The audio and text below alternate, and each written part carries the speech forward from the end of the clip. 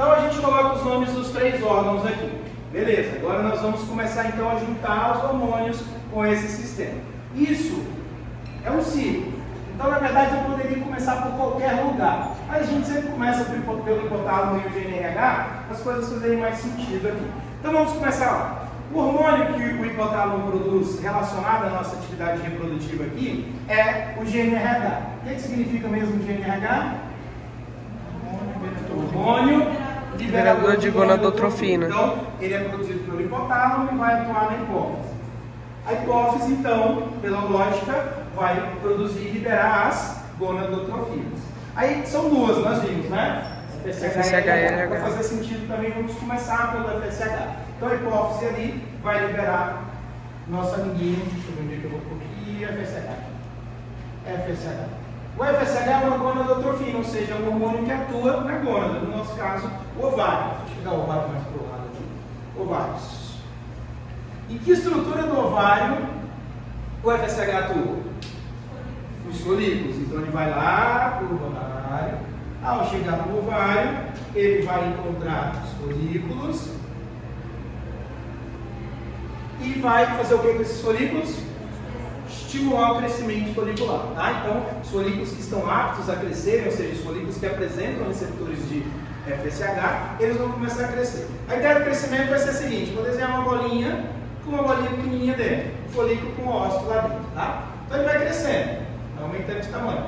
Isso envolve o aumento do número de células, envolve o aumento do número do líquido que tem dentro, que a gente vai conhecer com mais detalhe um pouco mais para frente.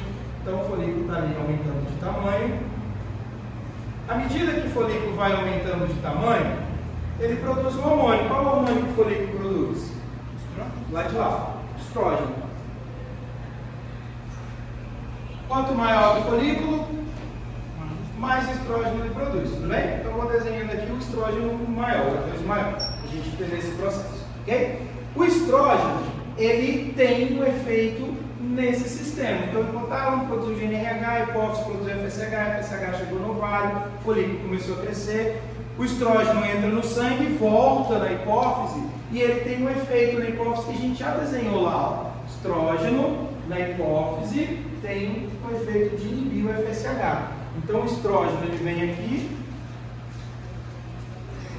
e vai causar uma inibição do FSH. Mas o mesmo estrógeno vai provocar no hipotálamo um efeito diferente. Lá no hipotálamo, no GNRH, eu estou trazendo o GNRH, mas é no hipotálamo, tá? Mas a gente entender que é o GNRH. Ele vai provocar um estímulo.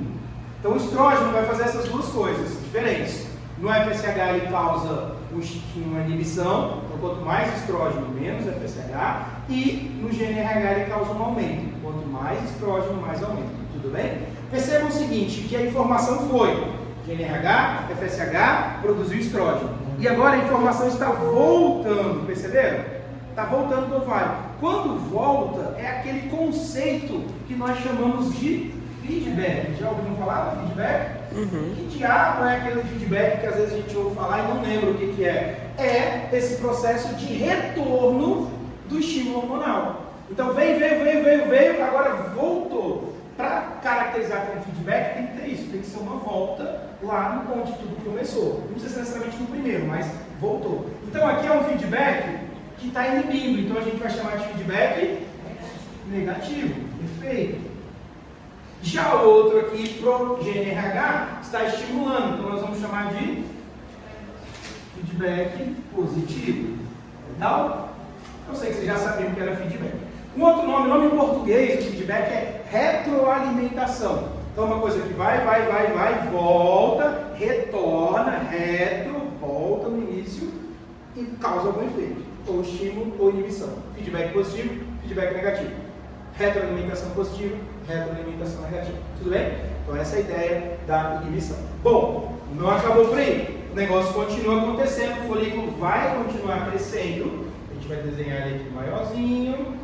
Quanto maior ele está, mais estrógeno ele vai produzindo. Então esse processo vai continuando. Até que a gente tem então um folículo, vamos desenhar um folículo aqui bem grandão. Já perto da hora de ovular. E o ósseo está lá dentro, doido para ser liberado. Então agora tem muito estrógeno nesse momento começa a aparecer a inibina também. Então a inibina vai aparecer nessa fase mais final aqui desse crescimento do folículo. O que esse estrógeno, junto com a inibina, vão continuar fazendo? Liga o vermelhinho aqui, ó. Feedback negativo para FSH. E o que esse estrógeno grandão ainda vai continuar fazendo? Feedback positivo para o GNRH. Olha o quadro que a gente tem aqui no momento. A fêmea está com o estrógeno extremamente alto, a inibina extremamente alta, o FSH praticamente bloqueado e o GNRH muito alto, estimulado. O GNRH não atua na hipófise? Atua fazendo liberar as gonadotrofinas? Não são duas? Uma está bloqueada, qual é a outra? A única outra que tem agora. O LH só aparece nessa hora. Então o LH só vai aparecer nesse contexto aqui, ó, de estrógeno alto e inibina alta. Que é exatamente a hora que esse folículo está querendo o quê? O que esse folículo vai fazer agora?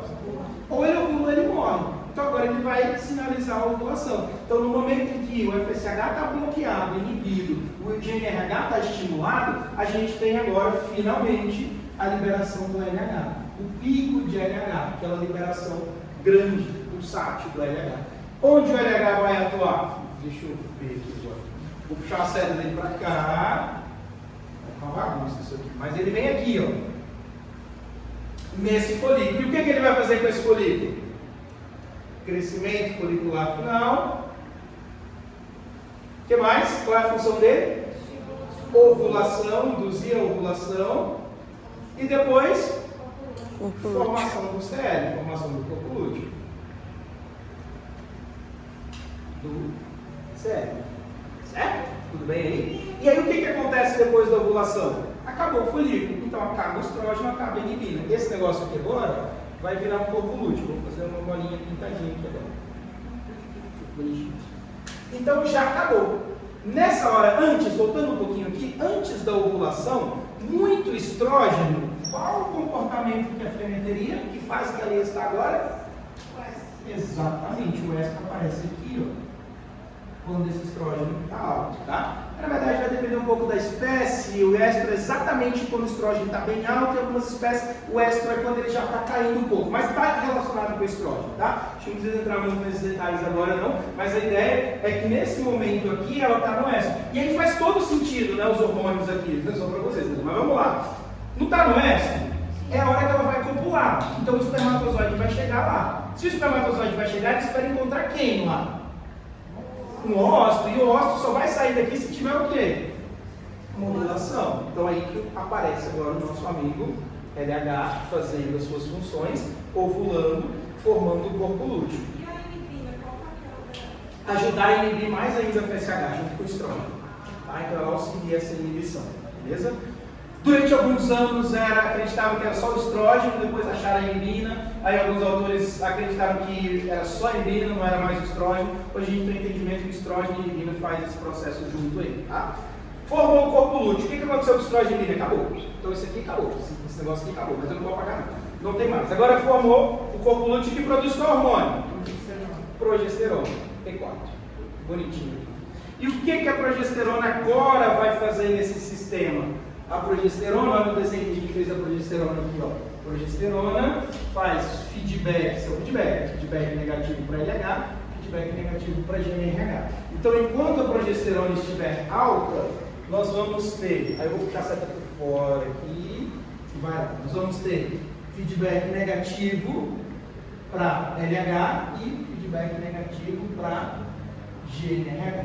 Tudo bem? Então, qual a ideia aqui da progesterona? É não permitir um aumento de GNRH o suficiente para que eu tenha FSH o suficiente para os folículos continuarem crescendo e chegarem no estro, e muito menos para ter LH para ovular. Faz sentido isso? Durante a gestação eu quero que a fêmea entre no cio? Não. Durante a gestação eu quero que a fêmea ovule? Para que ela já ovulou, já tem um embrião lá dentro. Então o que a progesterona faz? Ela faz um bloqueio geral desse eixo, literalmente ela desliga esse eixo. Daí ela vai desligar, vai bloquear, diferente, vai bloquear, mas enfim, ela vai fazer, não vai permitir ter LH, não vai permitir ter GNRH, com isso o FSH acaba reduzindo um pouquinho também, ainda tem crescimento de folículos no ovário, a gente vai ver isso mais pra frente, mas não tem isso aqui, ó. Nunca chega um folículo desse tamanho para TS, tudo bem? E muito menos ovulação, porque não tem um pico de LH, certo? Mas vamos considerar que essa ovulação aqui não resultou em nenhuma gestação. A gente precisa não ter gestação nesse momento para o nosso quadro fechar aqui.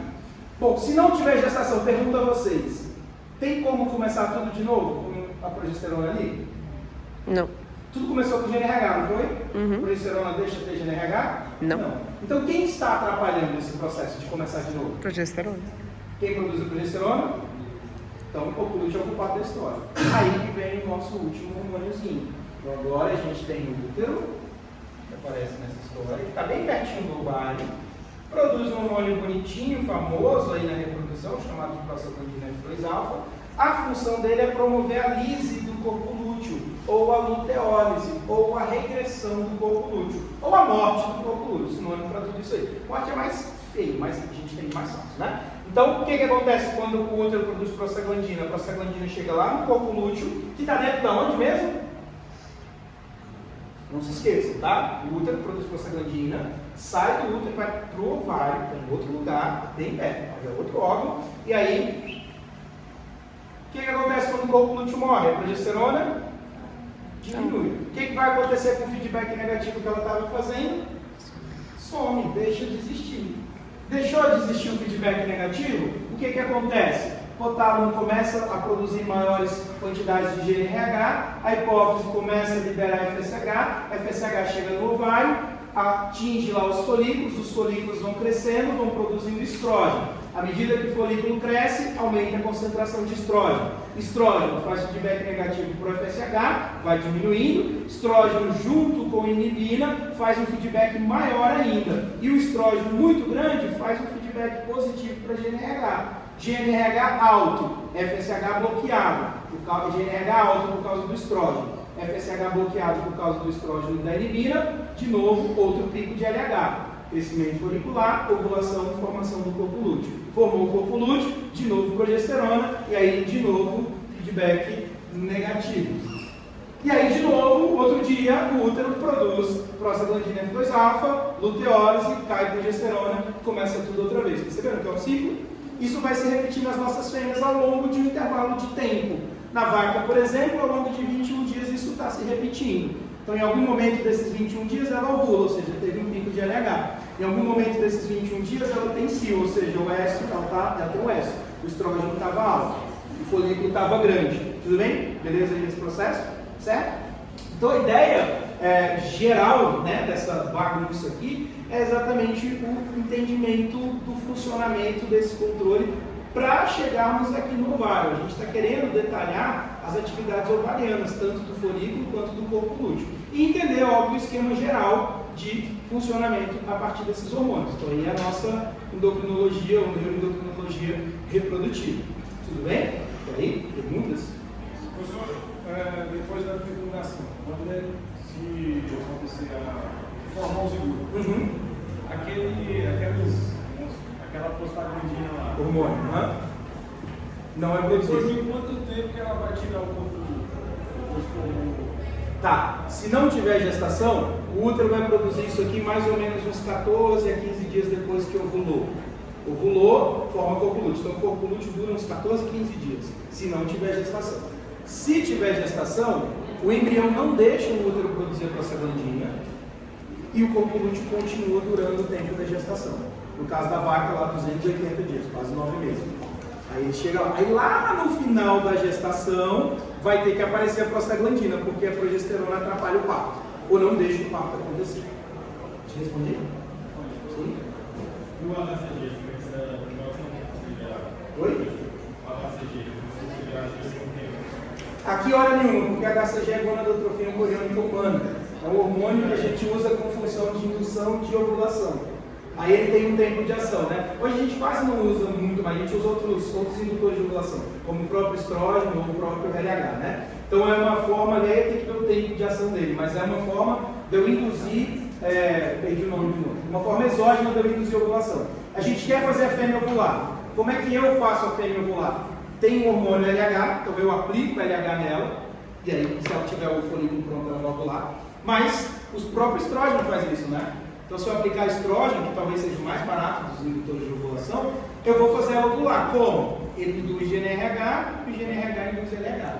Então eu posso aplicar estrógeno para induzir ovulação, posso aplicar GnRH e posso aplicar o próprio LH. O HCG, se eu não estou enganado agora, ele tem função como se fosse o LH. Porque tem o ECG, que é a gonadotropina coreoquina, e tem o HCG, eles têm funções um pouquinho diferentes. Aí eu vou ter que me relembrar aqui que eu já me confundi. Qual que diz do ovo que foi fecundado? Pro? O ovo foi fecundado. Tem um hormônio que diz do ovo que o ovo foi fecundado. Tá, agora eu não vou saber o que dizer assim.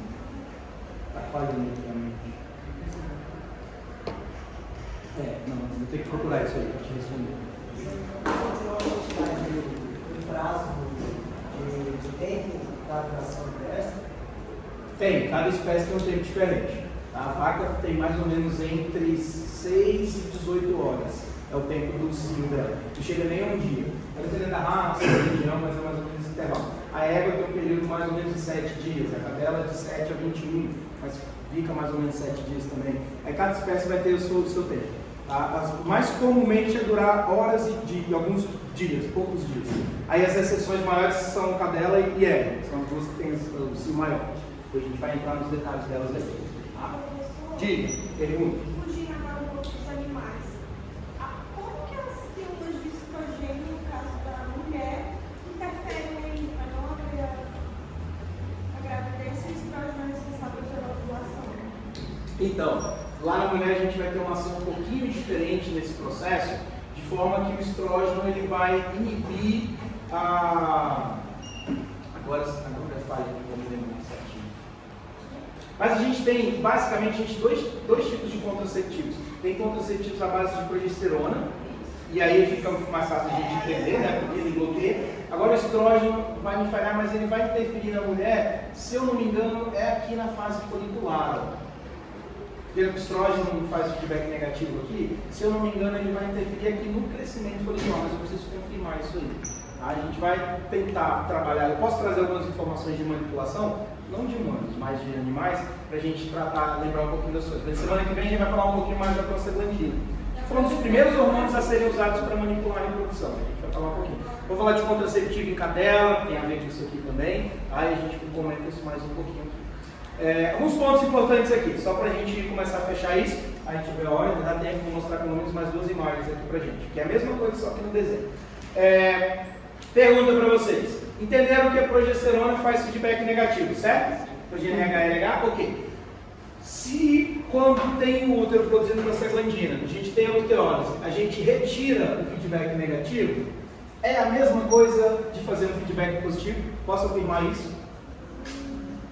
Quando o corpo lúteo morre e a progesterona cai e a gente tem a retirada do feedback negativo, é a mesma coisa que fazer um feedback positivo?